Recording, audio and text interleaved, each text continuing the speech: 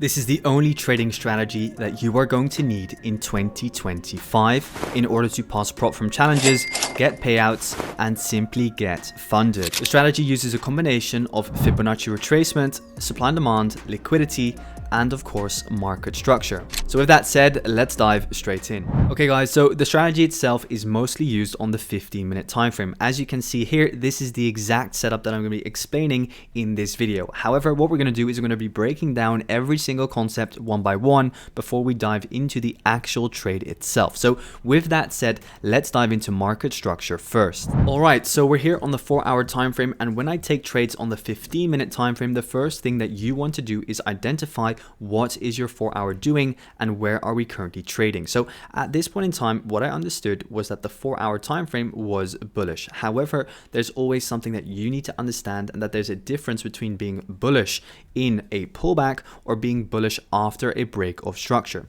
At this point in time, what we saw was that we had a break of structure in towards the upside. So after a break of structure, what do you expect? After a break of structure, you expect a pullback back in towards the downside, as the market in a bullish trend will never just simply keep on pushing up higher and higher. So at this point in time, I understand that the market is squeezing in towards the highs after seeing this break of structure. Therefore, I understand that we are trading inside a premium, and the premium is simply just everything above your break of structure. It is the so-called red zone.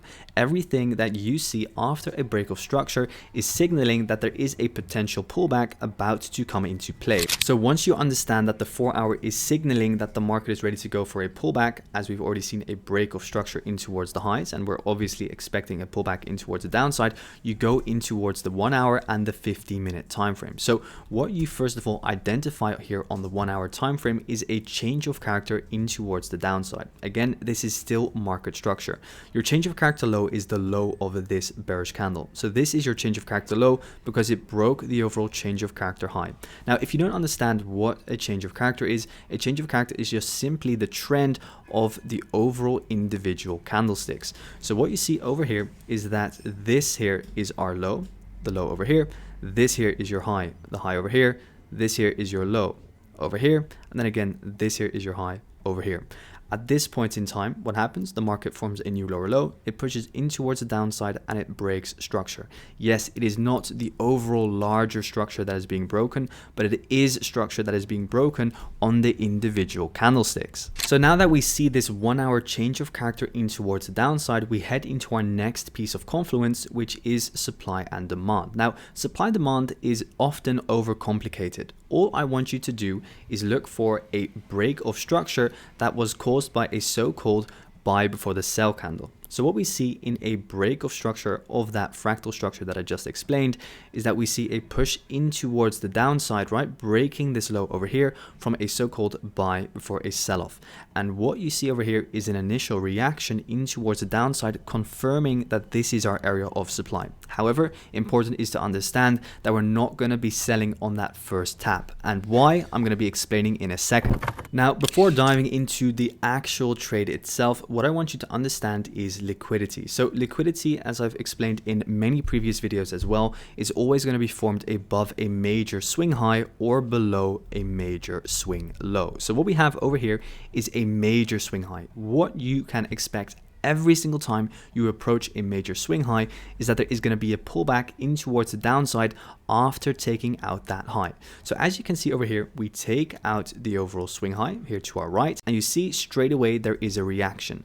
These overall areas of the market can be recognized as an area of supply, because above an area of a swing high or below a swing low, that is where you have liquidity, and these areas of liquidity can also be identified as your areas of supply or demand. So now that I understand that we have a massive liquidity high over here to our left, we saw a break of structure in towards the highs, and we're expecting a potential pullback, I understand that I can look for that potential short position. I furthermore also understand that the overall market structure is ascending and corrective in towards the highs. It is not impulsive. Therefore, the market is slowing down and is giving me signs that it wants to push back down in towards the lows. Now, the final step before taking the setup is understanding where we have liquidity. And liquidity is often often overcomplicated, but all you're actually just doing is looking for trend lines, because what you want to see and identify are these ascending lows. So what you have over here is an ascending low, then you have a higher low, and you have a higher low.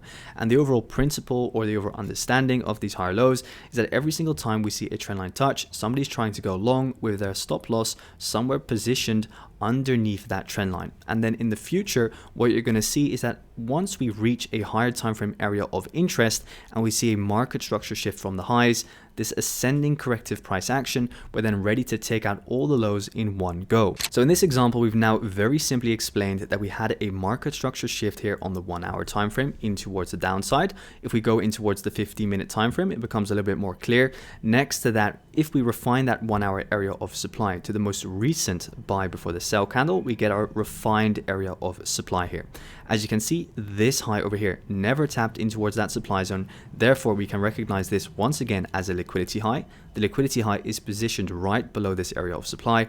Therefore, I'm happy to sell on top of that supply zone with my stop loss above the highs. This is your initial entry and a so-called risk entry. What you're going to be targeting are, of course, the liquidity lows, which rest on that trend line. Always target trendline liquidity when going short or when going long. Now, if you want to take a less risky entry, what you want to look for is a change of character which is formed after coming in towards that area of supply. So what we see at this point in time is that we break the low, right? So we see a push up, a push down, a push up, then again a push down. So remember what I explained earlier in the video.